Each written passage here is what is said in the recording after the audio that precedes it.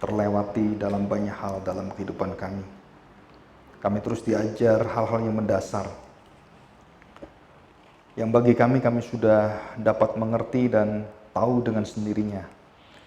Tetapi dalam khotbah di bukit, Engkau mengingatkan kami hal-hal yang sangat krusial, hal-hal yang sangat penting, yang sangat esensial, yang seringkali menjadi bagian yang tak terpisahkan dari kerohanian kami dan pertumbuhan roh kami, iman kami dan kasih kami.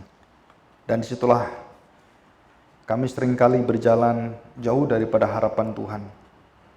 Murid-murid dan juga para rasul khususnya, banyak yang sering kami dengar dan kami pelajari, mereka tidak mengerti akan hati Tuhan juga.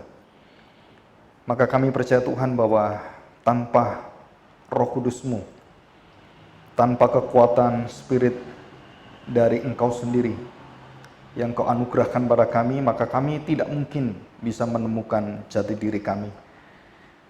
Dan kami percaya Tuhan bahwa hari reformasi adalah hari di mana Roh Tuhan yang tidak terkekang membebaskan kami dari seluruh kungkungan ritual tradisional dan juga begitu banyak tata upacara yang membutakan kami. Dan hari ini Tuhan, kami belajar di dalam doa kami harus sungguh-sungguh melihat apa yang Tuhan inginkan. Dan bukan hal-hal yang membuat kami menjadi orang yang paling munafik, memperalat kerohanian yang dilakukan dan bahkan yang seringkali dipamerkan Tuhan. Kami mau mengerjakan apa yang sungguh-sungguh berkenan pada Tuhan, melakukan dan juga menaati apa yang Tuhan sampaikan pada kami di dalam khotbah di bukit ini. Dan kami akan mendengarkan dalam seri mendatang doa Bapa kami. Bawalah hati kami Tuhan, persiapkan kami supaya kami mengenal doa yang benar, yang sungguh-sungguh tertera dalam firman-Mu yang kekal ini. Terima kasih Tuhan. Di dalam nama Tuhan Yesus, kami siap untuk diajar dan menaati dan menghayati, melakukan dan mengalami firman-Mu. Amin. Silakan duduk kembali. Kita akan buka Matius pasal yang ke-6 ya. Matius pasal 6 ayat yang ke-4.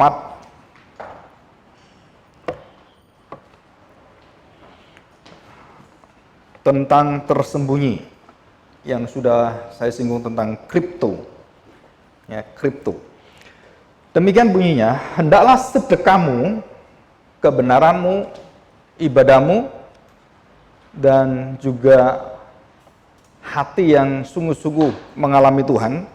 Jadi istilah sedekah ini bukan hanya berupa uang yang dipersembahkan atau diberikan kepada Tuhan atau fakir miskin, tetapi ini adalah bentuk dari lahiriah keadilan kerohanian yang benar. Dikatakan di sini, hendaklah sedekahmu itu diberikan, jadi diberikan itu dibagikan dengan tersembunyi. Orang membagi itu sulit sekali tersembunyi.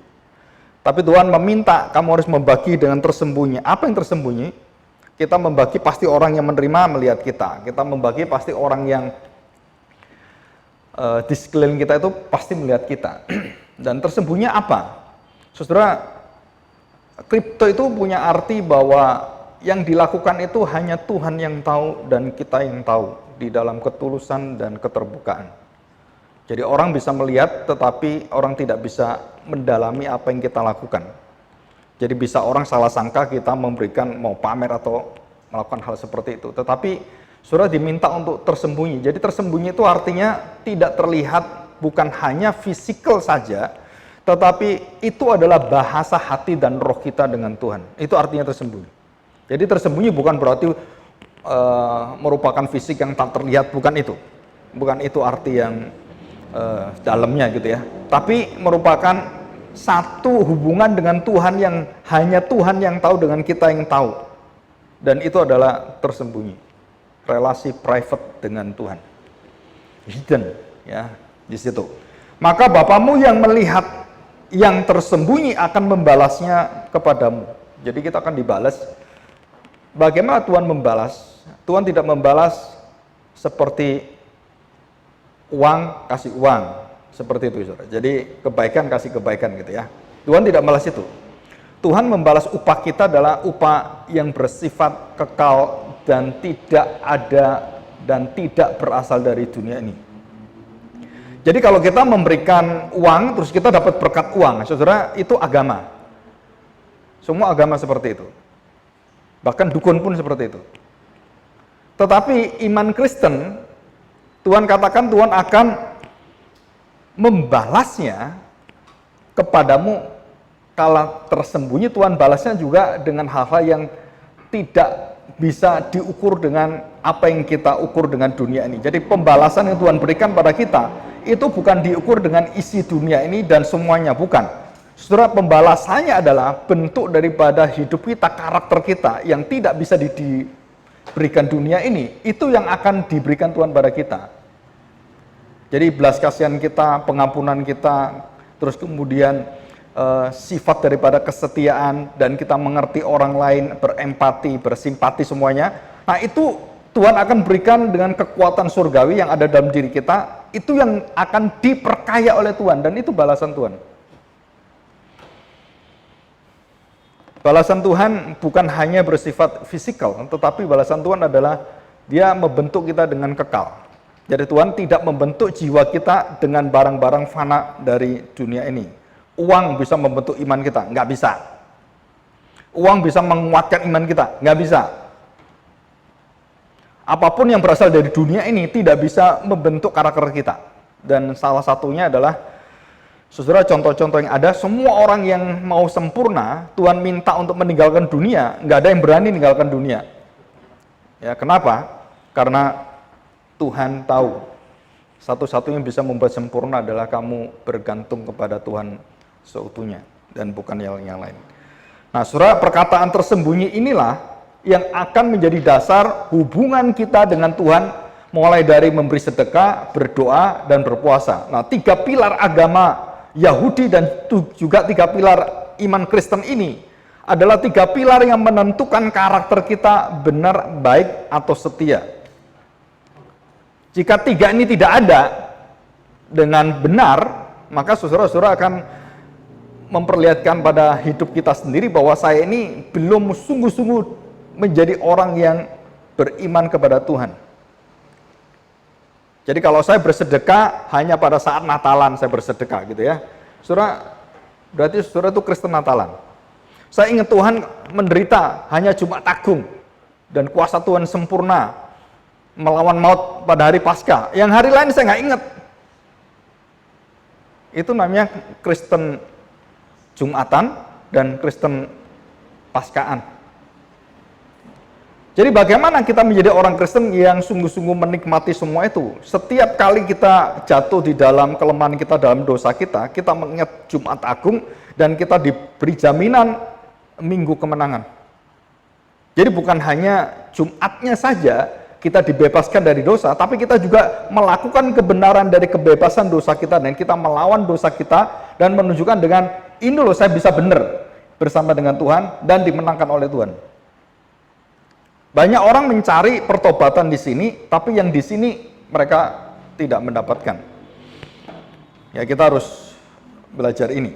Nah, dari dasar inilah kita masuk masalah yang kedua yang paling dapat dijadikan kemunafikan yang tertinggi kedua, yaitu berdoa. Saudara, saya ingin tanya, apa sih doa itu? Saya pelajari dari pengertian rabi-rabi Israel. Apa itu doa?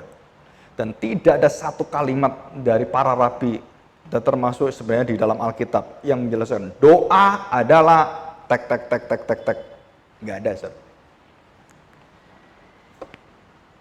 Iman adalah semua deskripsi, bukan definisi. Termasuk doa. Kasih juga sama, tidak ada definisi kasih. Tapi deskripsi kasih ada. Karena itu tidak mungkin didefinisikan. Begitu didefinisikan itu berarti kita langsung dibatasi. Nah, doa sendiri itu apa? Saya cari, saudara, doa itu apa menurut orang-orang yang betul-betul tahu rohani, yang sudah ribuan tahun itu. Doa itu apa? Saudara, kebanyakan yang dituliskan adalah salah mengerti doa. Doa itu adalah menyampaikan keinginan kita pada Tuhan. Itu bukan doa. Doa itu adalah saya susah, saya minta Tuhan supaya menolong saya. Kita pikir itu doa. Itu bukan doa. Nah, doa sendiri itu apa? Di dalam firman Tuhan. Nah, saudara perhatikan baik-baik. Apa yang dikatakan Tuhan Yesus ya? Kita akan pelajari hal berdoa. Judulnya kan hal berdoa. Nah, kita lihat apa sih doa itu. Perhatikan ayat yang kelima. Dan apabila kamu berdoa, janganlah berdoa seperti orang munafik. Jadi orang munafik itu ngerti doa, bisa berdoa, tapi dia salah. Kenapa? Karena salah dia munafik. Munafik itu ada 3P gitu ya. Jadi pamer, pura-pura, terus kemudian berperan. 3P. Minggu yang lalu, 2 minggu yang lalu ya. Nah, kalau kita berdoa, kita tuh berperan sebagai apa? Saya berperan sebagai orang yang berada dari hadirat Tuhan, coram Deo, di hadapan Allah. Saudara perhatikan, setiap doa yang dibawa dalam Alkitab selalu berhubungan dengan dosa. Saudara cek semua. Dan tidak ada doa yang berkaitan dengan saya mau kaya, gitu kan? Saya mau doa, nggak ada di Alkitab. Tapi gereja mengajar kamu susah, yuk doa supaya susahmu diselesaikan Tuhan. Kamu miskin, ya berdoa supaya kamu jadi kaya. Itu bukan doa, saudara. Itu keinginan kita yang disampaikan dalam doa. Dan doa itu bukan penyampaian ini. Doa itu apa? Dan doa ini adalah doa yang seringkali dipermasalahkan dan dipalsukan, terus dimunafikan menjadi apa? Bahwa semua itu berkaitan dengan keinginan saya, perasaan saya, kemauan saya, dan banyak hal yang lain. Dan kita anggap itu adalah doa. Dan itulah kemunafikan semua.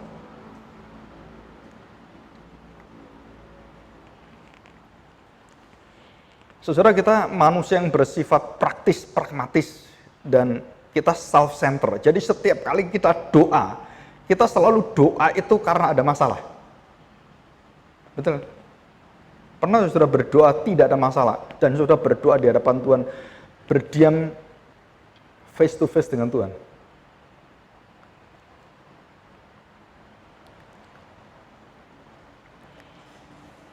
Thomas Watson dan juga beberapa kompuritan waktu melakukan meditasi solitude atau berdoa tanpa embel-embel apapun, dan dia berdoa di hadapan Tuhan sebagai dikatakan, coba kita lihat di slide ke-7. Saudara perhatikan. Saya bacakan, ini bahasa Inggris, jadi bahasa Indonesia agak susah. An evolving means of interacting with God. Jadi doa itu adalah, saudara perhatikan, bukan definisi ya, tapi menjelaskannya. Doa itu adalah apa? Saudara, jati diri kita, keberadaan kita dengan Allah yang tak terpisahkan dan terus berkembang di dalam segala hal, dan itu adalah doa. Relasi pencipta dengan ciptaan yang tidak bisa dipisahkan dengan apapun, dan kemudian terpisahkan dengan dosa, dan disitulah doa itu tidak bisa lagi dalam doa yang selayaknya doa kepada Allah dan berdiri di hadapan Allah sebagai pencipta, dan engkau pencipta saya ciptaanmu, dan kamu yang memerintah saya adalah yang diperintah oleh kamu, dan seluruh hidup kita itu bergantung seutuhnya di tangan Tuhan, dan Tuhan mau apa bergantung pada Dia sepenuhnya, dan itu adalah doa.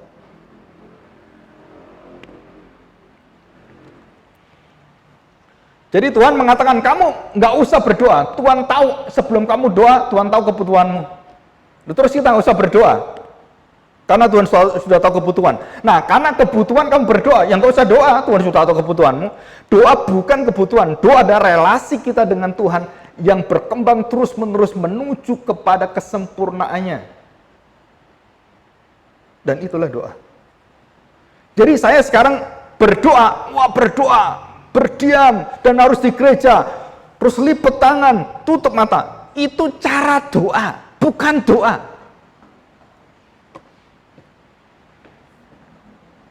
Jadi cara-cara inilah yang akhirnya merusak kita. Kita nggak tahu doa yang sebenarnya. Jadi doa sebenarnya adalah hubungan relasi yang hakiki dari diri kita ciptaan yang sudah jatuh dalam dosa dan Tuhan yang Maha Kuasa yang menebus kita, dan kita berdoa dan kita terikat selama-lamanya dengan Dia, dan tidak pernah Tuhan tidak berhubungan dengan kita.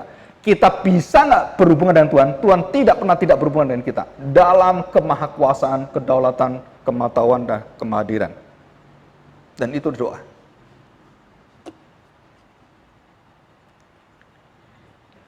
Jadi doa itu dekat dengan ikatan. Akulah Allahmu dan kamulah umatku.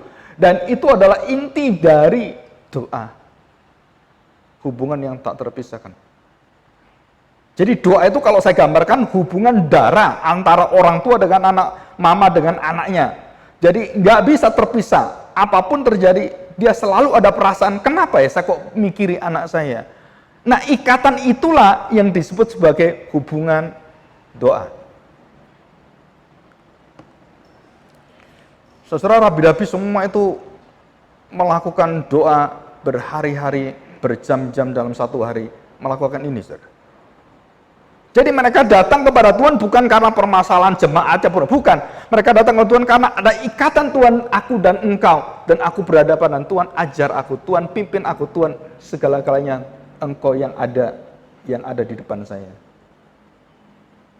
Dan itu adalah doa.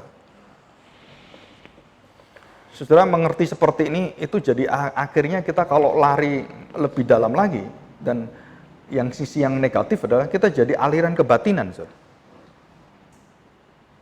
Batin kita hubungan dengan Tuhan, batin yang penting batinnya gitu.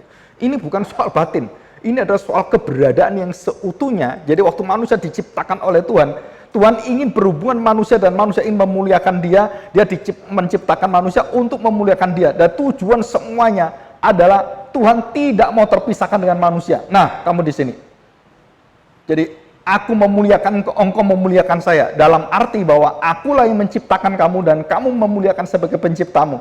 Dari seluruh hidupnya, hadirat Allah tidak pernah terpisahkan. Nah, itu inti daripada makna doa.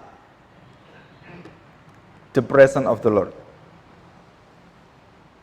Jadi doa adalah hadirat Allah yang tak terhindar, yang tak terpisahkan, yang tak terelakkan dalam hidup kita. Relasi itulah yang kita sebut sebagai doa. Jadi semua orang, sebagai contoh, di kolam Bethesda, Tuhan Yesus melihat orang 38 tahun. Doa enggak? Doa dia, 38 tahun berdoa. Betul kan? Terus Tuhan Yesus datang, ditawari, mau sembuh enggak? Enggak jawab dia. Loh, kamu doa apa? Doa sembuh. Nah, tak tawari, mau sembuh. Oh, enggak bisa. Itu. Saingannya banyak. Saudara saya sudah bosan dengan saya dan banyak alasan. Tuhan tanya, mau sembuh? Dia mau sembuh secara keinginan, tapi mulutnya nggak bisa ngomong ke Tuhan sembuh. Kenapa? Karena halangan-halangan ini semua. Nah, dia berdoa untuk apa? Untuk kepentingannya. Dan itulah dosa yang begitu besar yang Tuhan katakan, jangan berbuat dosa lagi. Kenapa? Karena kamu tidak ingat hubunganku dengan kamu. Jadi doa orang ini salah. Tapi karena Tuhan ingin menyatakan belas kasihan, bukan karena salahmu, bukan karena kamu 38 tahun seperti itu. Tapi karena kamu adalah aku ikat dalam kasihku. Dan itu semua bergerak dari Tuhan yang mengikat, yang mengubahkan, dan di dalam hubungan, tanda petik, relasi doa yang tak terpisahkan itu.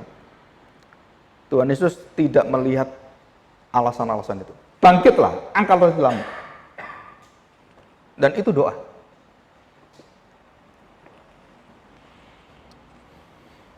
Jadi semua doa itu yang menentukan siapa? Tuhan. Dari mulai permintaanmu sampai dijawab semua dari Tuhan semua. Loh Pak, kan saya minta, betul. Mintamu nggak kudus. Bu, saya ingin, iya, keinginanmu nggak kudus. Kalau keinginan kudus, pasti Tuhan katakan, Tuhan Yesus katakan, apapun kamu minta, pasti Tuhan kasih. Asal kamu tahu kehendak Allah. Masalahnya, tahu nggak kita kehendak? Nah, kalau nggak tahu, tutuplah kalimat jadilah kehendakmu. Kan gitu kan? Karena nggak tahu. Jadilah kehendakmu.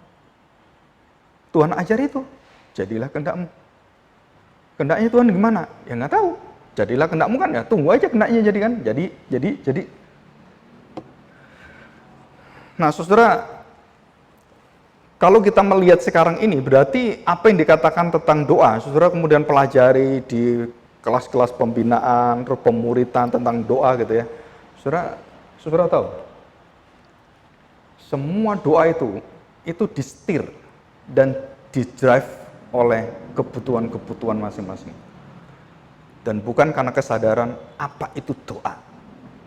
Dan tidak ada satu orang yang mendidik kita doa dengan benar seperti itu. Waktu saya masih SMP saya tanya, doa Bapak kami itu boleh diulang berapa kali? Orang kalau dari orang agama yang lain, jadi orang Kristen, kan mereka punya doa masing-masing kan? Pak, saya jadi Kristen. Orang Kristen doanya gimana kok masing-masing ngomel-ngomel sendiri katanya. Pokoknya mulai dengan Bapak, nah dalam nama Yesus isinya saya enak sendiri gitu kan. Kalau kita kan enggak, kita ada ininya, ada ayat kursinya, ayat untuk jongkoknya, ayat dan banyak ayat-ayat yang lain, dan dia punya masing-masing punya mantra-mantra. Kristen ada, oh ada kalau kamu seperti itu Bapak kami, gitu kan? Yang diajar cuma satu aja, doa Bapak kami. Pak, ajar doa Bapak kami. Terus dia tanya, berapa kali sehari saya harus minta kepada Tuhan dan mendoakan Bapak kami? Loh, doa Bapak kami patron, bukan diulang-ulang berapa kali sehari, bukan. Itu adalah prinsip doa. Dan doanya itu adalah hubungan antara anak dan Bapak. Relasi itulah disebut sebagai relasi doa yang tak terpisahkan. Jadi orang ini sudah terbiasa dengan doa agama-agama, masuk ke gereja, polanya ikut gereja, dan kita juga sama. Kita ngikuti pola apa? Pola doanya, doa beragama. Berfilsafat lagi. Dan Tuhan Yesus mengatakan, dan itulah yang membuat kita berdoa dengan kemunafikan. Karena kita tidak tahu apa itu doa. Jadi di dalam doa itu, orang-orang reformasi mengatakan the sovereignty of God itu berada di pilar yang tertinggi. Kita lihat dari Abraham, kita lihat dari Ayub, kita lihat dari semuanya. Dan mereka tutup mulut semua. Dan mereka hanya lihat Tuhan. Ini lagi doa loh. Hanya lihat, maumu apa, sakarepmu. Itulah inti doa tertinggi. Sakarepmu Tuhan. Semaumu Tuhan. Kalau kita ngomong orang semaumu, kurang ajar kamu. Egois sekali kamu. Loh Tuhan bukan egois, semau Tuhan. Sekehendak Tuhan mau apa? Kenapa? Karena daulat hikmat Tuhan tahu semua. Ayub bertanya, kenapa Tuhan? Saya nggak berbuat salah, kok bisa seperti? Kenapa dia dihantam Sofar, Bildad? Terus juga teman yang masih muda itu Elihu.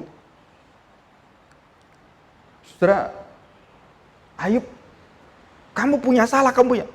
Enggak. Aku mengerti betul, enggak ada salahnya.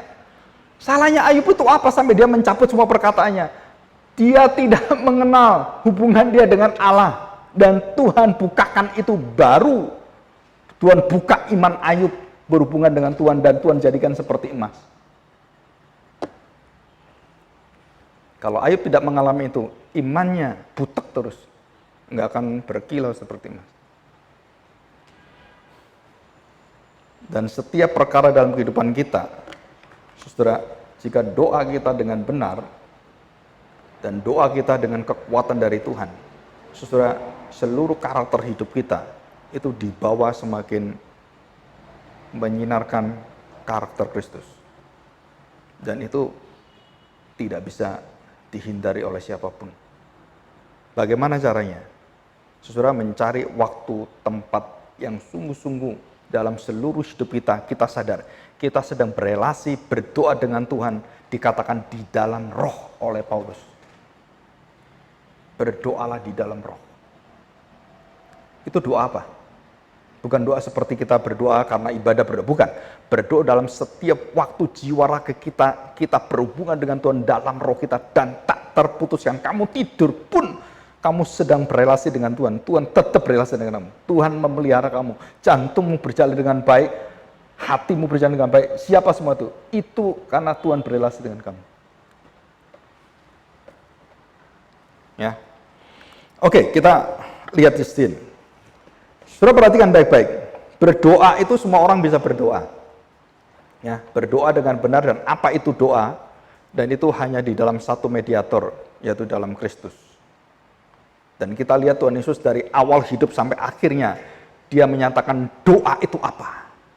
Jadi bukan satu kejadian, dua kejadian. Seluruh hidup dia menyampaikan, ini loh doa. Yaitu, my life is my prayer.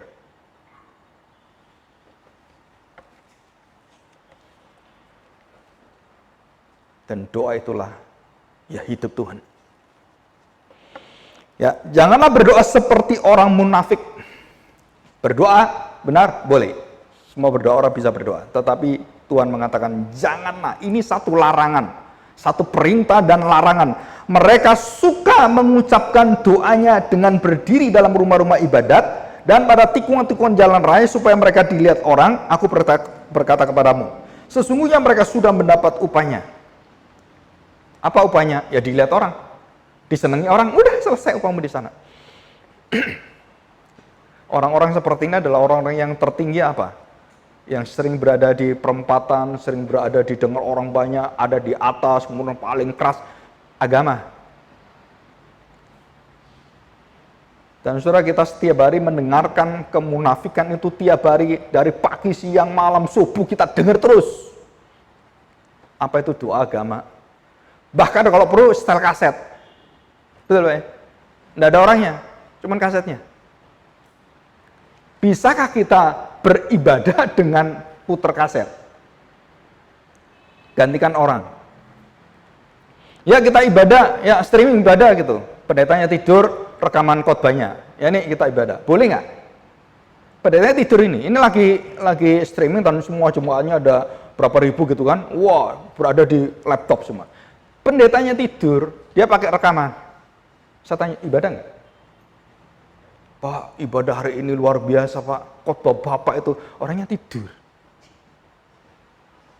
Boleh nggak ibadah seperti ini? Saudara, di dalam ibadah yang bukan ada hubungan doa yang langsung dengan Tuhan, saudara-saudara tidak diperbolehkan, dan itu ditentang oleh John MacArthur karena John MacArthur tahu itu apa ibadah dan doa. Dan dia ngotot tetap ibadah di gereja. Kenapa? Karena dia tahu esensi ibadah dan doa itu apa, saudara. Dan tidak mungkin, saudara, kita dibiarkan ibadah dengan streaming terus. Karena hubungan kita dengan Tuhan, itu akan nyata dalam hubungan kita dengan gereja tubuh Kristus yang lain. Kalau ini tidak ada, cuma di streaming, itu bukan gereja, saudara. Itu streaming church, gereja streaming. Dan bukan gereja. Dan orang yang berani ngomong itu John MacArthur. John Piper pun masih nggak frontal, tapi John MacArthur frontal. Tapi tetap orang-orang seperti ini ibadah, mereka tetap ibadah fisikal. Tetap harus ada ibadah fisikal. Dan orang reform juga di Indonesia sama. Coba lihat yang gereja reform, kecuali yang reforman nggak tahu ya. Yang asal-asalan sampai sekarang nggak ada. Cuman ya streaming ya pendetanya aja gitu kan. Direkam terus apa gitu. Ya bisa aja sih, tapi itu bukan ibadah yang seperti tadi saya katakan, doa itu, bukan. Dan kita gampang sekali masuk dalam kepalsuan, kemunafikan dengan seperti ini. Karena semakin kita tidak bersentuhan dengan orang, kita semakin boleh membuat model-model yang luar biasa. Dan sekarang ada namanya pendeta urapan dari YouTube. Ya. Jadi pendeta yang memberkati, yang mengurapi YouTube. Wah, Pak, Bapak, YouTubernya yang lihat cuman 5.000. Oh, pendeta ini 5 juta, Pak. Jadi nggak usah dipendetain, jadi pendeta dia katanya. Itu namanya pendeta YouTuber. Ya. Dari mana nggak tahu, pokoknya dia pengikutnya banyak. Jadi sekarang banyak orang-orang yang jadi seperti itu.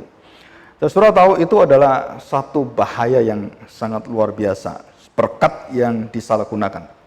Ya, perhatikan baik-baik. Jadi mereka kalimat ini, suka. Nah, saudara perhatikan, suka, bukan terpaksa.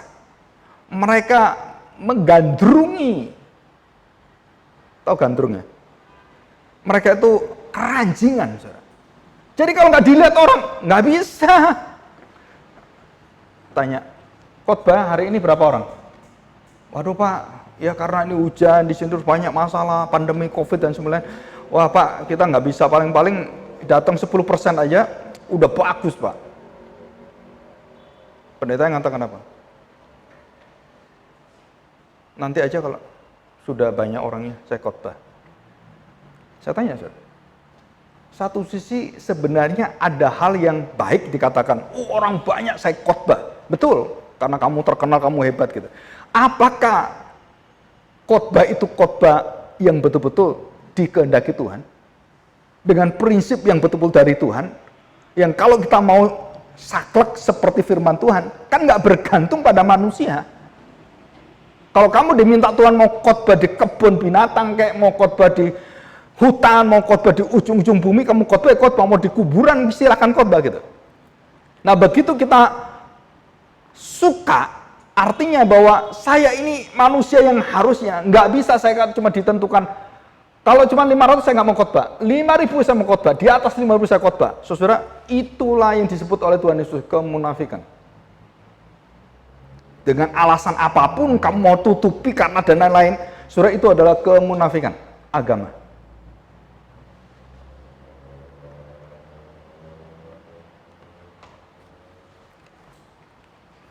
Ada orang khotbah lucu, saudara.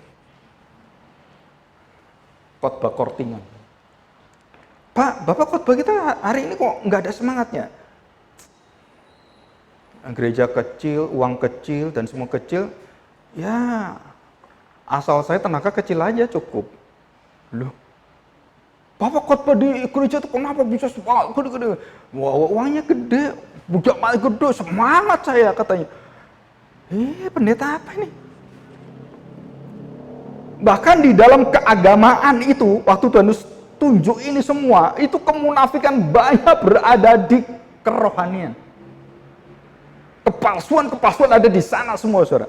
Dan orang nutupi wajah mereka, tingkah laku mereka dengan agama-agama semuanya. Dan paling cilaka, saudara. Tuhan Yesus katakan, siapa kamu? Nggak kenal aku siapa kamu. Tuhan, ini loh, di perempatan jalan ini khotbah itu. Nggak kenal siapa kamu. Kenapa? Karena relasinya tadi nggak ada, saudara. Saya kalau dengar khotbah Pak Yakub Sabda tentang relasi manusia dalam psikis itu ya, saya miris sekali, saudara. Dengar khotbah Pak Yakub itu, nggak ada kebaikan manusia itu, penuh dengan kelicikan, kemunafikan dan kepalsuan. Dia ngomong gitu. Bahkan Yeremia pun mengatakan hal yang betul-betul liciknya manusia itu dia tuliskan semua di sana. Dan kita berusaha tidak seperti itu. Ya.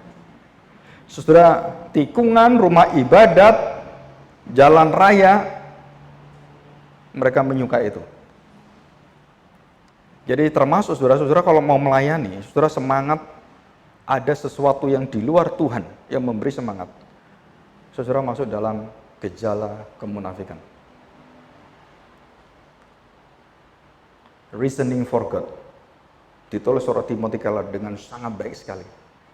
Semua yang mengikat kita, yang membuat kita teralihkan dari Tuhan, semua itu berhala. Dan itu semua akan membawa kita dalam kemunafikan. Ya, oke, kita lanjutkan. Ayat yang ke-6. Tuhan katakan, tetapi, nah, Tuhan memberikan, ini loh, kalau berdoa kamu seperti ini, ya. Tadi itu yang salah itu, yang ditipungan, nggak ngerti doa bagaimana. Mereka itu betul-betul berpusat pada dirinya, kemuliaannya dan agamanya dia dengan ritualnya yang dibanggakan, nggak ada gunanya itu semua. Saya pernah mendengar satu khotbah dengan satu hamba Tuhan yang lumayan tua. Dan khotbahnya tuh saya berada duduk di agak belakang gitu ya. saya merasakan betul-betul saya dihormati oleh Tuhan. Walaupun pendeta ini khotbahnya sangat simpel sekali. Dan dia mengatakan apa? Waktu dia berdoa selesai, dia mengatakan pada jemaatnya, saudara-saudaraku, Anda duduk di sini itu dalam rancangan Allah yang kekal. Wah, duduk tak itu loh, dalam rancangan Allah yang kekal. Kalau kita ngomong, ngedabrus ini orang. Ngomong apa dia? Tapi kita yang rohani dengarkan itu, betul. Bahkan sampai duduk pun dan kamu berada di situ, dia tunjuk itu, kamu berada di situ, ini di sini. Kenapa kamu kemarin di sini? Kamu di sini. Kenapa kamu bisa pindah? Ini semua diatur oleh Tuhan. Saya berada di belakang orang ini, teologianya nggak tahu saya apa teologianya. Tapi begitu ngomong itu, kayaknya reform dia. Kok bisa tahu seperti ini? Karena hubungan dia dengan Tuhan itu dekat sekali. Dan hasil daripada apa yang dikhotbahkan, itu kebenaran firman Tuhan itu bersinar terang. Dan waktu saya mendengarkan itu, seolah-olah saya itu dihormati betul-betul, saudara. Wah, bayangkan, duduk saja Tuhan sudah rancang dari kekekalan, betapa cintanya Tuhan dengan saya. Baru manggut-manggut, saudara. Saudara merasakan itu enggak? Dengan segala problema kehidupan kita, Tuhan masih mengasihani kita, saudara, didudukkan di tempat itu. Tuhan tetap mengasihi saudara. Tuhan cinta saudara.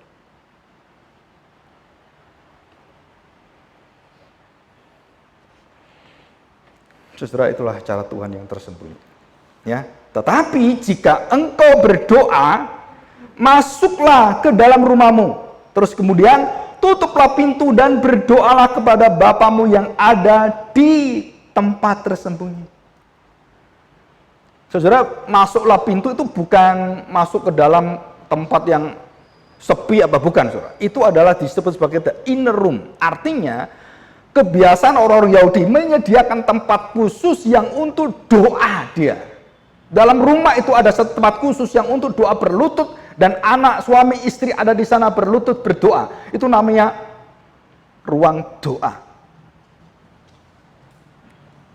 Dan orang Yahudi punya tradisi seperti itu. Jadi begitu ada mamanya masuk doa gitu ya, anaknya tahu, ada problema. Kita sama-sama doakan papa kita. Anaknya masuk, anak kita punya problema. Dia nggak tahu problemanya apa, tapi hatinya terikat dengan doa. Dengan Tuhan. Dan kita langsung relasi dengan Tuhan. Tuhan, engkau tahu apa yang dipikir anak saya. Engkau tahu apa. Dan itu relasi di situ. Dan tidak ada yang malu berdoa di ruangan itu, saudara. Apapun terjadi, masuk ke dalam dia. Dan itu disebut sebagai the inner room of prayer. Berdoalah kepada Bapamu. Jadi alamatnya doa itu pada siapa? Bapamu di surga. Yang ada di tempat tersembunyi. Saudara, ini arti tersembunyi sama kripto. Artinya tersembunyi bagi orang-orang yang penuh dengan dosa, tapi terbuka terang bagi orang-orang yang disucikan, dikuduskan, dan orang yang suci melihat kerajaan Allah, melihat kekudusan, melihat Allah. Jadi tersembunyi di sini artinya apa? Bahwa kamu masuk tersembunyi, bahwa Allah berada sembunyi, bukan tempatnya tersembunyi, bukan Tuhannya tersembunyi, bukan altar literar itu, saudara. Artinya bahwa kamu berhubungan dia pribadi. Hanya kamu dengan Allah berkaitan dengan dia. Dan tidak ada yang boleh mengganggu. Tuhan Yesus sering berada malam hari sendirian semalaman. Dia bersama dengan Bapanya. Saya tanya saudara, apa yang didoakan?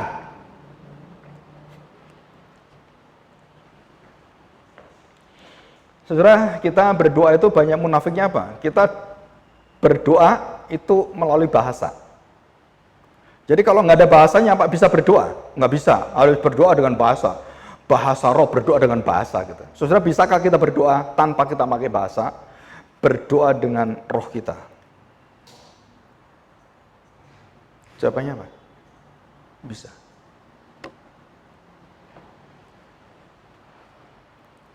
Apakah orang berbicara itu berdoa baru sah?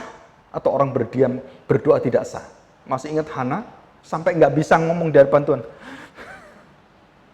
Ngomong apa nggak tahu. Tuhan dengar doa dia. Lo ngomong apa nggak ngomong itu Tuhan dengar.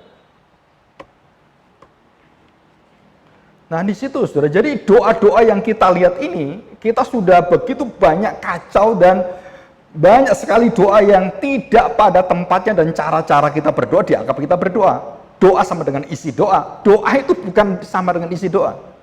Nah doa itu ada relasi yang tak terpisahkan dengan Tuhan. Hadirat Tuhan dengan segala karya dan semuanya. Itu mengikat kita. Jadi setiap kali kita dalam masalah apapun, waktu nyetir, waktu dimanapun, kita ingat dan kita tanda petik tersembunyi dengan Allah Bapa yang tersembunyi, dan disitulah kamu berdoa. Sambil nyetir pun kamu bisa berhubungan dengan Tuhan. Bisa. Itu dalam roh. Tak terpisahkan. Dan dikatakan itulah makna tersembunyi. Private, alone. Dan berhadapan muka dengan Tuhan. Dan semua terbuka. Saudara, Jonathan Edwards pernah mengajarkan tentang doa. Kalau kita sudah tahu tentang doa yang ini, saudara tidak akan malu mengakui apapun di hadapan Tuhan. Kelemahan kita, dosa kita dan semuanya. Dan kita tidak akan mampu membanggakan kehebatan kita dalam doa ini. Karena bukan kita, itu Tuhan semua. Jadi semakin kita berdoa dekat dan semakin mengerti hubungan itu, kita semakin rendah hati, kita semakin istilah bow down. Bow down itu bukan badan yang bow down, tetapi tunduknya kepada Tuhan, yang taat pada Tuhan, dan melihat betapa setianya Tuhan. Jadi semua itu melihat pada karya Allah yang luar biasa itu, saudara. Dan kita bersyukur.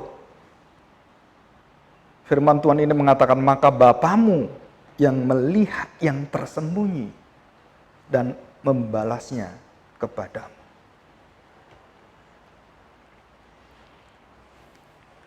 Saudara, ada seorang yang bertanya dengan saya, Pak, anak saya itu aneh, Pak. Kenapa aneh? Anak saya yang kecil itu. Papa yang ngomong, Pak, aku nggak pernah minta ke Papa ya. Iya, minta apa kamu? Ya, Papa keberatan nggak? Iya. Apanya keberatan? Papamu kaya raya seperti ini. Terus anaknya tuh berkata, karena anak masih kecil umur 5 tahun, dia mau triseda, bukan triseda yang untuk kerja, oh bukan. Sepeda anak itu loh, triseda. Saya tanya, papanya bisa berikan itu nggak? Bisa. Terus anak itu sangat mencintai papanya, taat pada papanya. Saudara, papanya bisa ngasih triseda nggak? Bisa, gampang ngasih sepeda. Tapi dia sedang mempersiapkan anaknya, kamu mau minta, kamu harus menjalani ini dulu, ini dulu, ini dulu. Kenapa? Karena papa akan memberikan kamu bukan hanya triseda, semua harta papamu milikmu.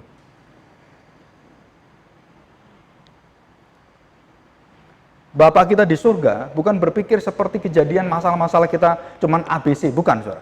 Saudara-saudara yang dipersiapkan menerima kemuliaan berkat surgawi yang berlimpah-limpah.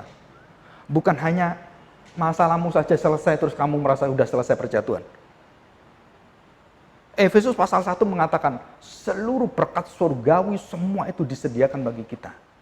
Tapi kita berdoanya seperti anak kecil, ya kebutuhan saya cuma sepeda, triseda, tetot.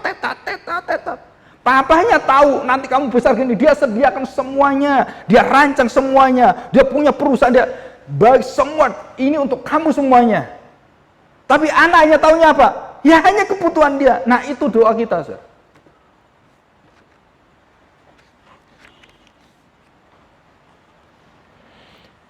Kadang-kadang kalau saya diminta mendoakan orang, barusan ini ada 2 suami istri minta doakan punya anak, saudara. Tahu Anthony, penginjil Anthony dengan Lisa, punya anak 1. Terus kemudian dia berdoa, Pak Agung, kami ya merindukan anak kedua lah, gitu-gitu ya. Terus saya beritahu, kalau Tuhan kehendaki dan betul-betul Tuhan menyatakan, tahun depan kamu pasti punya anak. Pak, jangan guyonan ya, gini. Tahun depan punya anak sungguh. Setelah itu suami istri ketemu di Zoom, ngomong dengan saya, Pak, Bapak ngomong itu jadi. Kenapa jadi?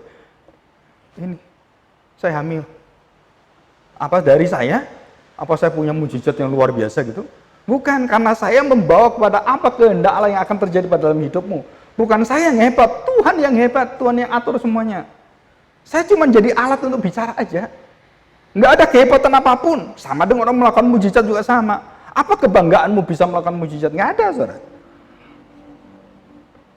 Terus seorang ibu juga tanya lah, ini dua orang tanya apa, bagaimana gini-gini. Saya beritahu ya, ini dulu ada orang gini-gini, mau coba silakan. Tapi yang penting cuma satu. Apa fungsinya kalau punya anak dan punya anak? Tanya kepada Tuhan. Tuhan, rancanganmu apa kalau saya nggak punya anak terus, kalau saya punya anak? Nah, supaya kamu bertemu dengan Tuhan. Terus tahun depan lagi ketemu saya, Pak, saya punya anak lagi. Nah, berarti kehendak Tuhan bahwa kamu harus hidup, memelihara anak, belajar bersama anakmu, dan dibentuk dengan anakmu itu.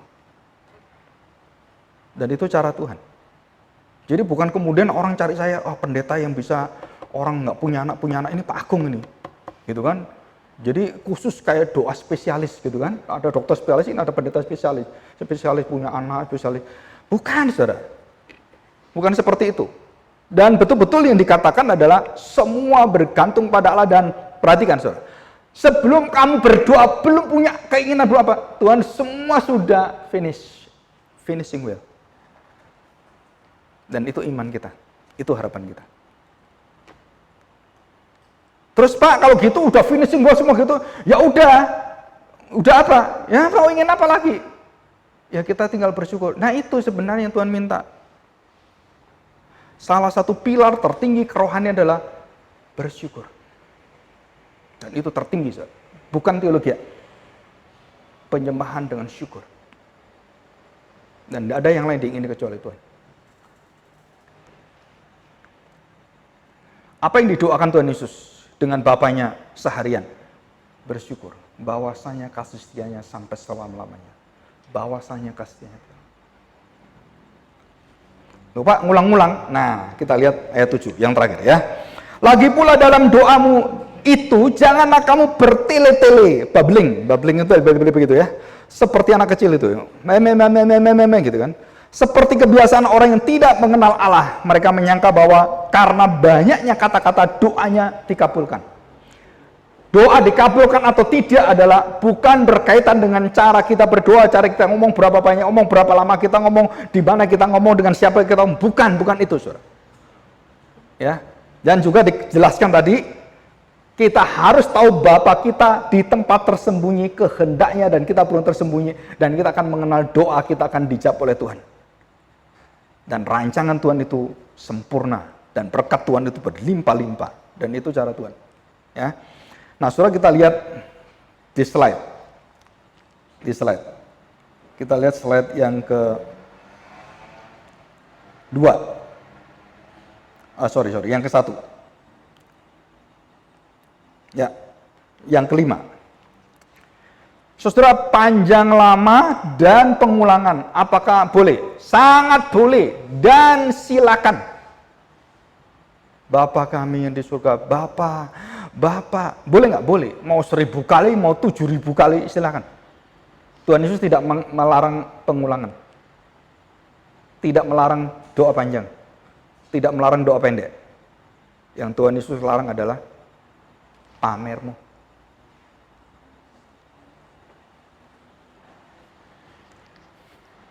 Jadi menonjolkan diri dilihat orang, menonjolkan diri memimpin, dan mau kehendak yang utama. Nah, itu yang dilarang oleh Tuhan Yesus dalam doa kita. Jangan sekali-sekali berdoa seperti itu.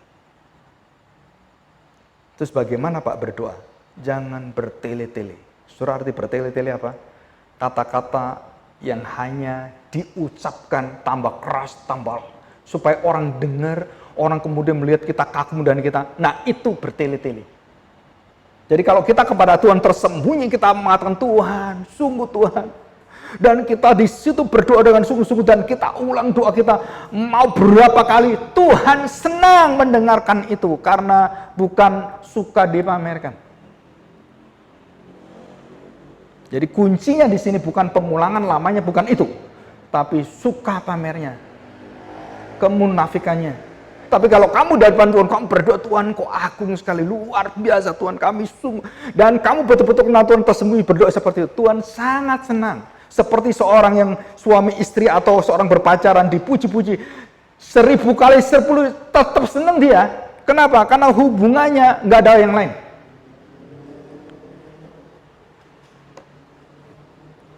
Jadi semakin diulang, bukan semakin bosan, bukan. Semakin diulang, Tuhan semakin senang. Karena semua pujian pengulangan. Banyak orang katakan, oh kamu jangan ulang-ulang doamu. Wah kamu kalau khotbah jangan ulang-ulang kata-kata itu. Tuhan itu baik. Jangan ulang-ulang. Tidak boleh ulang-ulang. Ada yang seperti itu, saudara. Waktu saya berkhotbah, ada dosen katakan, kamu khotbahnya jangan, Tuhan baik. Ya Tuhan selalu baik, selalu kamu kasih seperti itu. Itu namanya babbling katanya. Duh, saya nggak babbling, saya betul-betul melihat itu Tuhan baik betul, dan saya ngomong Tuhan baik. Dan saya ceritakan, Tuhan itu dari hati saya, bukan babbling Pak. Ya siapa tahu, nah ya Tuhan tahu, bukan Bapak. Jadi repot ini, mau nilainya bagaimana katanya. Nah dari kesungguhan hati kita tahu apa yang dia sampaikan. Itu roh kita. Dan kebenaran itu memimpin kita.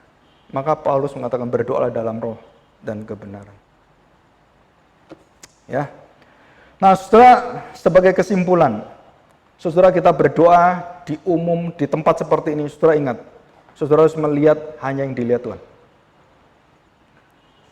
Saudara, kalau saudara lihat doa saya setiap kali saya berdoa, awal akhir apapun, saya berdoa tidak pernah berdoa seperti gereja berdoa.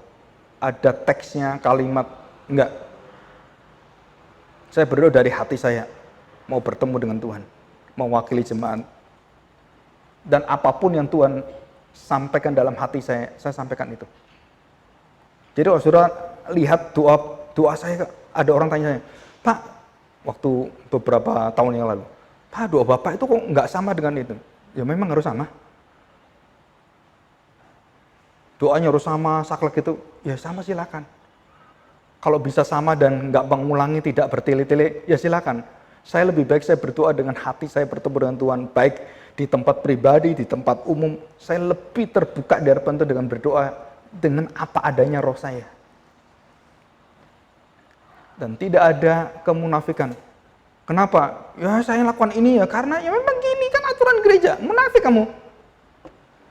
Kamu berdoa bukan dipimpin karena apa? Ya karena harus begini ya, acara begini, semua dituntun, kata-kata begini. Saudara, itulah yang membahayakan kita. Maka orang-orang Israel sampai sekarang berdoa untuk Mesias itu berdoanya sama semua. Dan ribuan tahun sama. Di tembok ratapan yang sama, doa yang sama, dan menantikan yang sama. Dan itulah yang dibenci Tuhan. Memuakkan sekali. Saudara beda kalau saudara ini suami istri gitu ya. Kamu cinta saya nggak? Aku cinta kamu, sungguh cinta kamu. Jawabannya begini, saudara. Kamu cinta saya nggak? Cinta. Loh bener cinta saudara? Cinta. Saya tanya saudara. Nggak cinta nih kayaknya. Kenapa? Nadanya kayak gini. Nadanya dengan kebencian.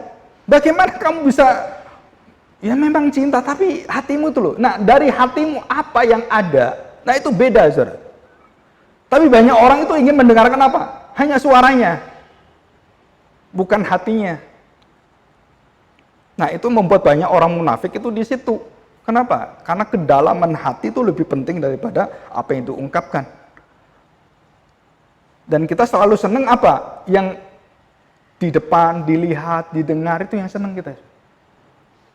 Begitu tidak sesuai dengan apa yang kita dengarkan, kita lihat, wah kita protes dengan Tuhan. Tuhan kenapa? Kenapa seperti ini? Ya kamu berdoa untuk apa? Meletakkan seluruh hidupmu, kehendakmu, menjalani kehendak Tuhan. Doa adalah meletakkan seluruh energi kita, evolving.